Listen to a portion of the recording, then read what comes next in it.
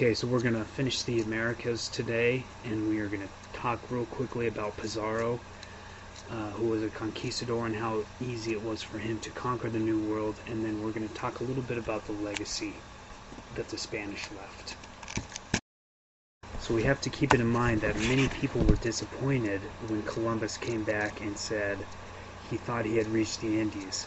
But then when they came back and they realized that he had not, that there was this huge landmass in between the Spice Islands and Portugal and Spain, people were quite upset. That wasn't until Vasco Balboa in 1513, he actually took a land route. He landed in Panama and he saw the other side. He is the first Spaniard to see the Pacific Ocean. And that was in 1513, and he did it by walking across Panama, which obviously has a canal today. In 1519, Magellan tells King Charles, who was the grandson of Isabel and Ferdinand, that he is going to find a way around South America. Eventually, he did find a way around South America, but because of weather and how the ocean was moving, one of 5 ships returned 3 years later, and they had to go all the way around the globe.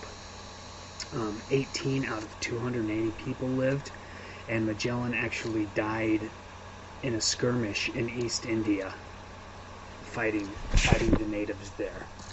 But Magellan did give people hope that there was a way around the world.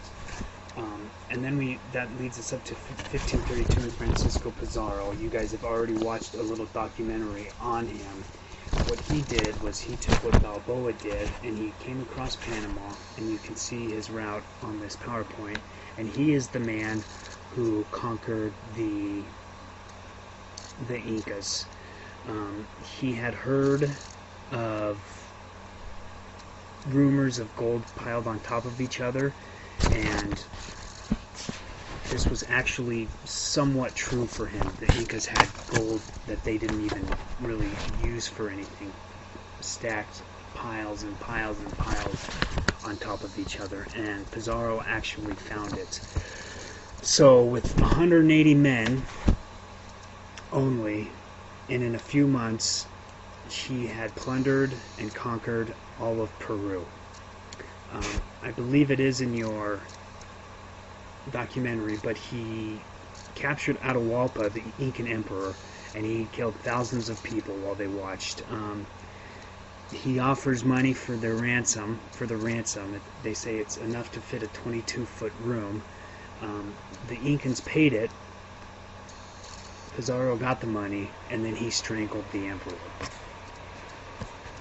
So Pizarro was eventually actually murdered by Hernan Cortez's men over Lima, Peru. Hernan Cortez is the conquistador that took down the Aztecs.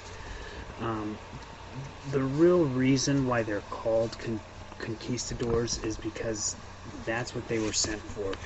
They were men who the Spanish crown trained and educated and sent to the New World to conquer. They were sent for conquest, and that was it. And they were sent to plunder, and then they were supposed to bring that stuff back to the king and queen, and they would be paid very well for it. So keep that in mind. The conquistadors were there for conquering purposes only, which is interesting.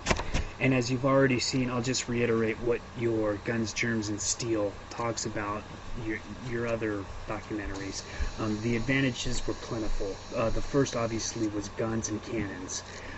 The Spanish had gunpowder, while the indigenous Americans were shooting bows and spears. It must have been a fearful sight for them to see people in armor. Number 2 was obviously the psychological aspect of it. I mean, it was terrifying, and here are these men on these very, very large animals that they had never seen before, horses, and they're riding these horses and they're coming into town, and it's I'm sure psychologically it was quite scary, and some people mistook them for gods. Perhaps the most important, though, is the disease. Most diseases, the smallpox, malaria, measles, and plague. There's no numbers, but millions and millions and millions of people died because of this. Another reason that helped them conquer so easily was they began to make alliances with smaller tribes, who helped with the geography. They would land somewhere on the west coast, and they would meet tribes who did not like the Incas, who felt that they'd been wronged by the Incas, and so Pizarro and Cortez and all of these other conquistadors used these tribes to their advantage because they knew the landscape, they knew where they were going, they knew how to get there quicker with as little loss of men as possible. So that was a very important aspect to this whole thing. And so those are the advantages, and never before or since, lastly, that just means that never before had so many people been conquered by so few people so quickly. Never before or since has that occurred. This was something that was extraordinary in a historical context, because it hadn't happened before, and it hasn't happened since. Just this large amount of people being conquered by a very, very small amount. It took less than a century for Spain and Portugal to secure an area twice the size of the U.S. And in that time, they also destroyed thousands and thousands of years of building, roads, infrastructure, societies, cultures, things that are never going to come back. Okay, so when we talk about the 3 G's of colonization, like we discussed before, that means God, glory, and gold. Sometimes instead of God, we use gospel, but those were the 3 G's that really drove these men to do what they did in America.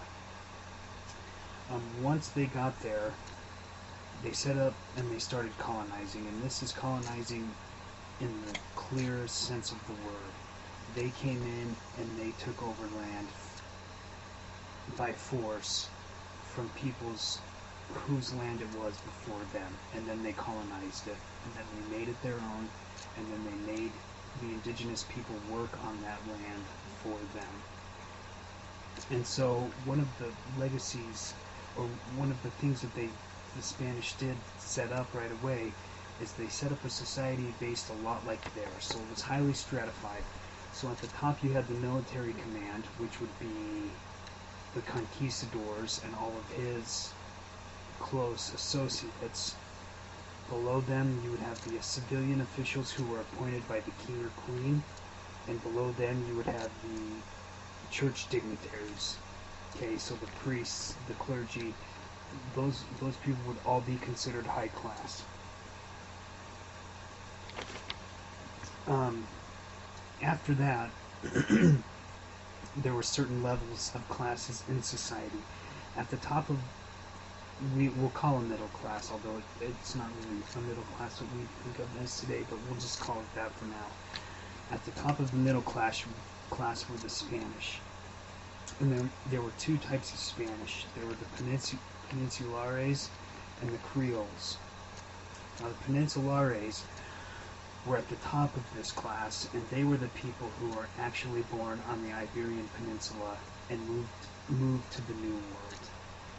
Creoles would be people of Iberian descent who were born in the actual New World. Okay? So that's the difference between the 2. And then below them you would have mestizos. And mestizos are people of Spanish and native birth. So you had one Spanish, usually a father, and then your mother would have been an indigenous American. So those are mestizos. Mulattoes would be a Spanish father or mother, and then an African slave mother or father. So usually it meant that your dad was Spanish and your mom was an African slave. So that's what a mulatto was. So they were below mestizos.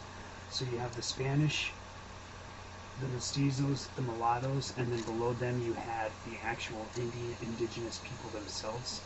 They were fourth on the list, but they weren't even below, they weren't at the bottom. At the actual bottom of this society of classes were the actual African slaves.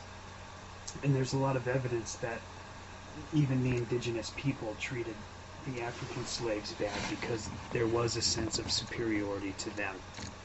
So that's how society was stratified. And this wealth and labor is immediately, once the Spaniards reached the New World, they found out that there was a whole millions and millions of people who they could enslave. And it wasn't just the gold, and it wasn't just the spices and everything else that they were looking for, but they soon realized that not only did they have the wealth in those categories, but they also had large wealth in labor, and they used it. Once the Spanish actually got onto the New World and started colonizing, they came with this term called paternalism, and I'm not sure if you guys have heard of this or not, but the basic definition of paternalism is it's the interference of a state with another against their will, and it usually is motivated by a claim that the person interfered with will be better off or protected from harm. Right, so we hear that all the time. The Spanish came to the New World to help these people who were not civilized, who didn't have writing, who didn't know who Jesus was, who were heathens, who weren't believers. The Spaniards came and they gave them civilization, and it's really for the better for them. They may not realize it now, but at some point they will. And so that's what the paternalism aspect was for this colonization, and that's a main term that we'll be seeing throughout the semester. This goes on throughout the world, this idea of paternalism. So what the Spaniards set up were called encomiendas, which means trusteeship. So what these were, they were designed to settle the indigenous people into units, agricultural labor units, under supervision. So this was a very good idea because basically on really big ranches or big farms. So what this did was this kept all the indigenous people close to the conquistadors, and they could control them. And while they were controlling them, they would try to Christianize them and civilize them. Okay, they were trying to make these indigenous people learn Spanish culture and customs. Okay, but what it really, really did was it bound these indigenous folks to the church, which is an interesting aspect because the church was the main fundamental reason why absolutism was founded in the New World, because it had served that function in the Old World, and when they got to the New World, nothing changed. So what you have are these big farms, big ranches, where the conquistador's on top and everybody else is working for him, and everything is surrounded by the church and the clergy and the priests, and these priests are teaching the population to not only obey them, the conquistadors and God, but maybe most importantly, they're taught to obey their king, a king they've never seen before, the Spanish king.